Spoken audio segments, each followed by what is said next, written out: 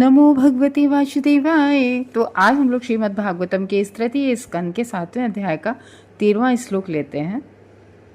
तो हम लोग जैसा कि जान रहे थे कि पिछले श्लोक में कि वही एकमात्र भगवान वासुदेव हैं जिनकी भक्ति में ही सेवा जब हम करते हैं तो हम माया के प्रभाव से छूट सकते हैं। आप देखते हैं 13वें में, यदि इंद्रियों परामोद द्रष्टात्मनि परे हरो विलीयन्ते तदा क्लेशा संसोप्तस्य कृष्णशः।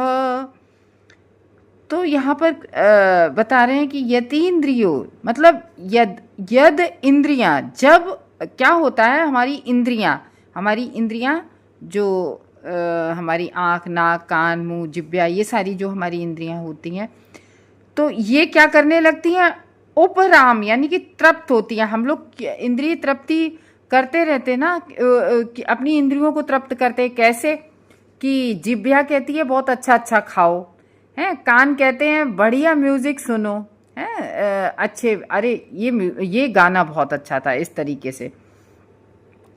और इस तरीके से हमारी सारी इंद्रियां अलग अलग मतलब अपनी तृप्ति के लिए दौड़ती, ये कर लो हर इंद्री।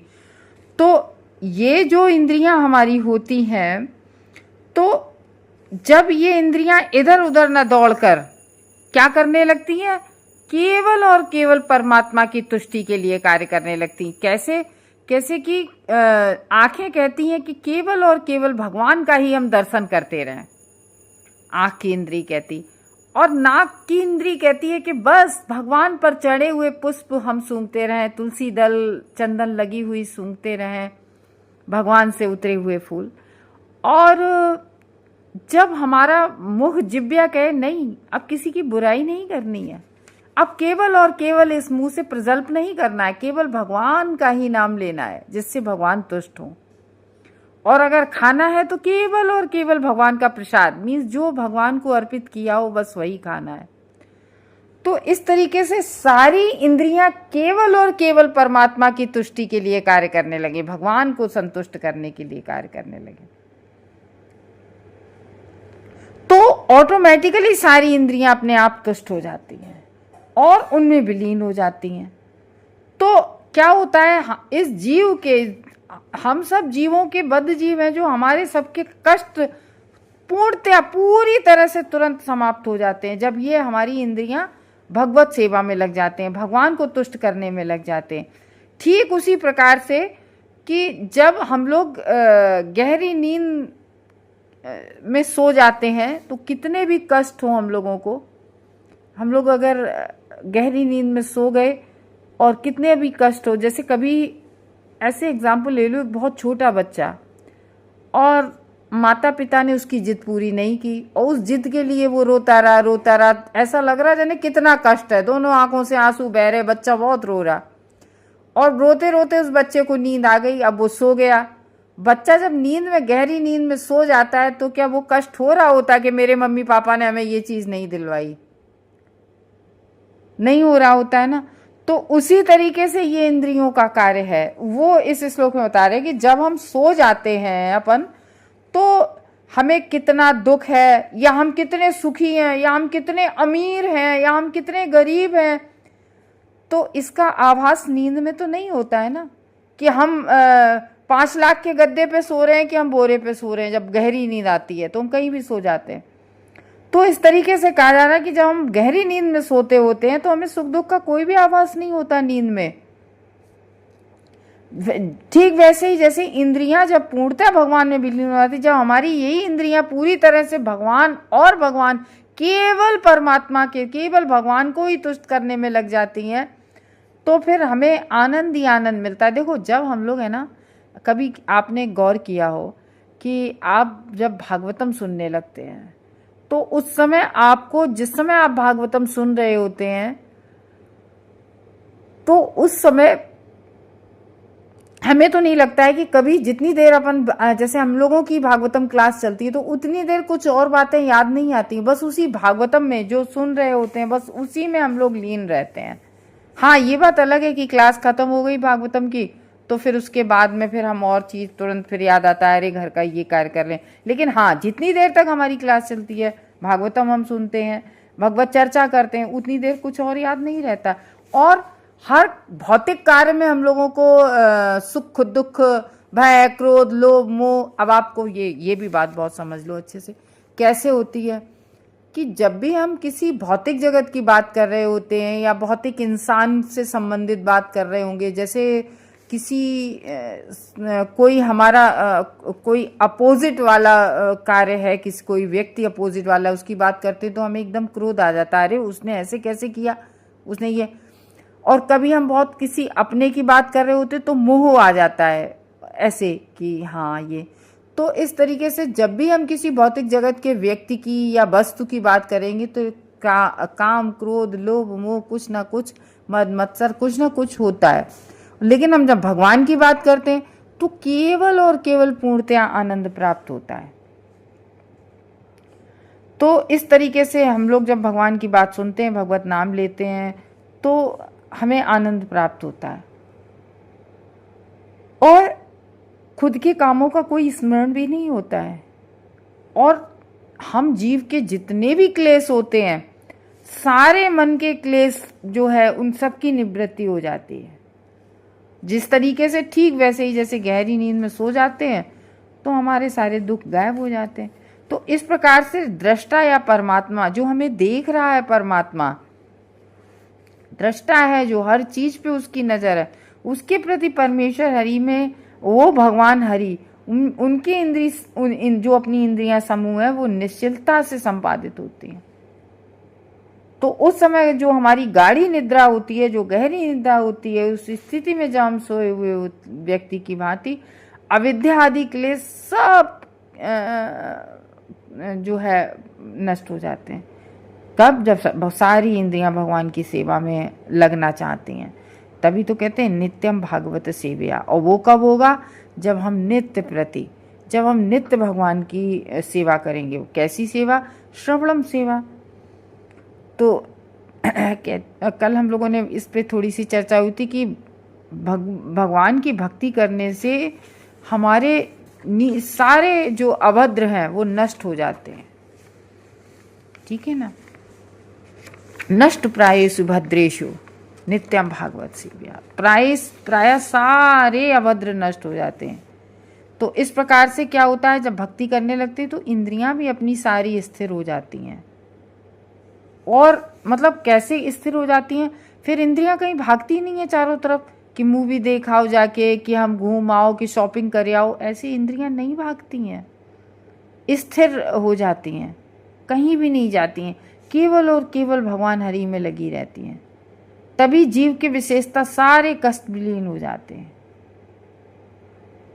तो इंद्रियां अपने अपने विषयों से नहीं भागती हैं, उन सब विषयों से खुद को समेट लेती हैं और केवल परमात्मा में लगी रहना चाहती हैं।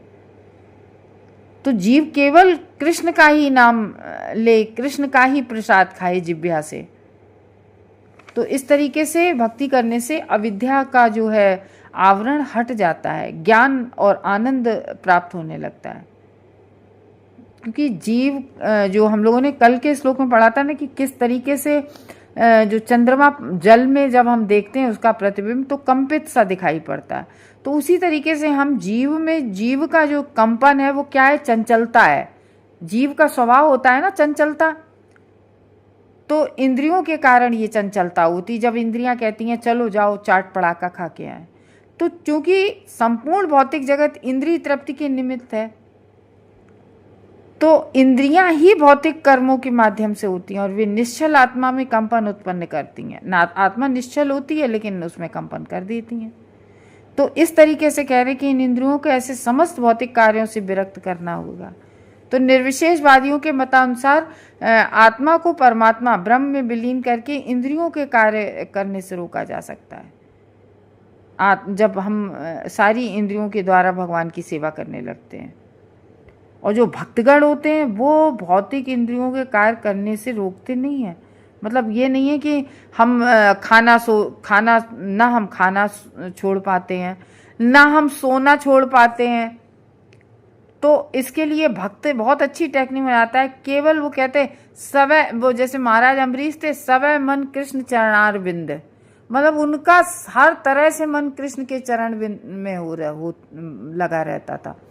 तो हम लोगों को क्या करना है, क्योंकि हम लोग तो बद्ध जीव हैं, हम लोगों को प्रयास करना है। पहले एकदम से तो भक्ति में कोई आ नहीं जाता है, तो पहले पहले धीरे धीरे हमें ना गृहस्थी छोड़नी है, ना घर छोड़ना है, ना नौकरी छोड़नी है, हमें छोड़ना कुछ नहीं है, कुछ भी नहीं छोड़ना है। अर्जुन ने तो एटलीस्ट कहा भी था कि इससे अच्छा तो मैं विचाटन कर लूंगा, मैं युद्ध नहीं करूंगा, युद्ध से पलायन कर रहे थे। तो भगवान ने कहा नहीं, तुम क्षत्रिय हो, तुम्हारा जो धर्म है वो करो। तो हमारी भी जो कर्तव्य है, ड्यूटी है कि भाई हमें नौकरी करनी है परिवार के भरण पोषण के लिए, हमारा जो परिवार है हमें उसे भी देखना है। तो ये ड्यूटीज हैं, इन्हें करना है। जैसे अर्जुन को भी करनी पड़ी, भगवान ने कहा नहीं। तो इस तरीके से कह रहे हैं कि जो करना है वो तो करना है, बस कृष्ण को जोड़ना है ना उससे, हर कार्य से। तो ये कह रहे हैं कि भौतिक इंद्रियों के कार्य करने से हम किसी से नहीं रोक पा सकते हैं, ना हम सोने से, ना खाने से, ना पीने से, ना बल्कि क्या करना है, अपनी जो दिव्य इंद्रियां होती हैं, दिव्यता को पूर्ण पुरुषोत्तम भगवान की सेवा में केवल लगाना है उन इंद्रियों को। जैसे हम बिना खाए तो रह नहीं सकते हैं, तो क्यों ना वो भोजन सबसे पहले भगवान को अर्पित करें, तब खाएं। बस सिंपल भक्ति। आप कहो भक्ति से सरल कोई चीज नहीं है। अष्टांग योग, ध्यान योग सब इतने कठिन है, और उस पे भी कोई गारंटी नहीं है कि हमें भक्ति या भगवान मिल जाएंगे। गीता में हम लोगों ने साफ भगवान के मुख से सुना है। तो दोनों ही दशाओं में ज्ञान के अनुशीलन द्वारा भौतिक क्षेत्र में इंद्रियों के कार्यों को रोकना चाहिए, और जितना संभव हो भगवान की सेवा में हमें अपनी इंद्रियां लगानी चाहिए। क्योंकि इंद्रियों का जो स्वभाव है वो दिव्य है, किंतु पदार्थ द्वारा जो अपनी इंद्रियां हो गई हैं वो कलुषित हो गई हैं, उनके कार्य इसलिए दूषित हो जाते हैं। तो हमारी जो इंद्रियां भवरोग में फंसी हुई हैं, उस भवरोग से छुटकारा दिलाने के लिए जो उनका उपचार उनका करना पड़ता है। और उपचार क्या है? भगवत भक्ति, भगवान की सेवा, भगवान को तुष्ट करना। रोकना नहीं चाहिए, क्योंकि वो जितना रोकोगे उतना ही ज़्यादा उग्र होती हैं। तो निर्विशेषवादियों का ये सुझाव है। भगवत गीता का जब हम लोग दूसरा अध्याय पढ़ते हैं, उसके 49 श्लोक में कहा गया है कि मनुष्य तभी सारा भौतिक कार्य बंद कर देता है जब वह किसी श्रेष्ठतर कार्य में लगने से तुष्ट हो जाता है। हम लोग भौतिक कार्य तभी तो करते हैं जब बहुत ज़्यादा श्रेष्ठ कार्य करने लगते हैं। तो जैसे श्रील रूप गोस्वामी लोग, जो हमारे गोस्वामी लोग थे, वो तो चेतना जो होती है वो स्वभावतः सक्रिय होती है, और काम करने से उन्हें रोका नहीं जा सकता है। तो जैसे समझ लो कोई उत्पाती बालक है, बहुत ऊधम करने वाला, तो कृत्रिम ढंग से रोकना वास्तविक उपचार तो नहीं होगा। उसको कैसे रोक सकते हैं कृत्रिम? तो उस बालक को किसी दूसरे और भी श्रेष्ठ कार्यों में हमें लगाना चाहिए कि नहीं, इसको लगाना चाहिए। जैसे कोई बालक बहुत शैतान है, पढ़ाई में नहीं मन लगता है, तो ये देखते हैं कि इसकी हॉबी किस में, ये किस कार्य में कर सकता है, तो वहीं तो अपन डालते हैं उसको कि भाई देखो ये करो, तो वो और श्रेष्ठ कार्य कर सकता है जो उसको पसंद होता है। तो अपने आप ही उपद्रव करना बंद कर देता है।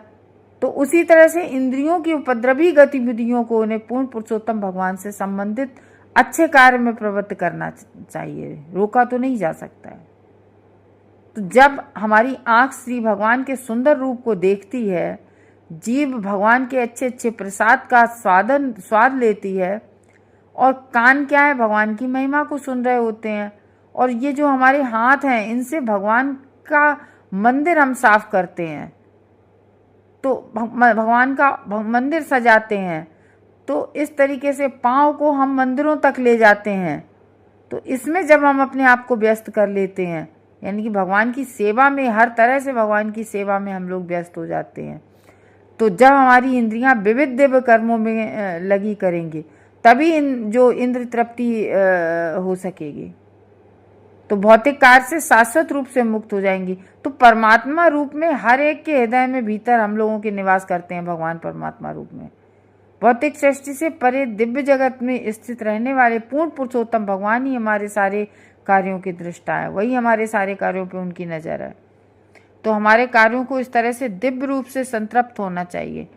श्री भगवान हम पर कृपा दृष्टि डालें और हमें अपनी दिव्य सेवा में लगाए रहें।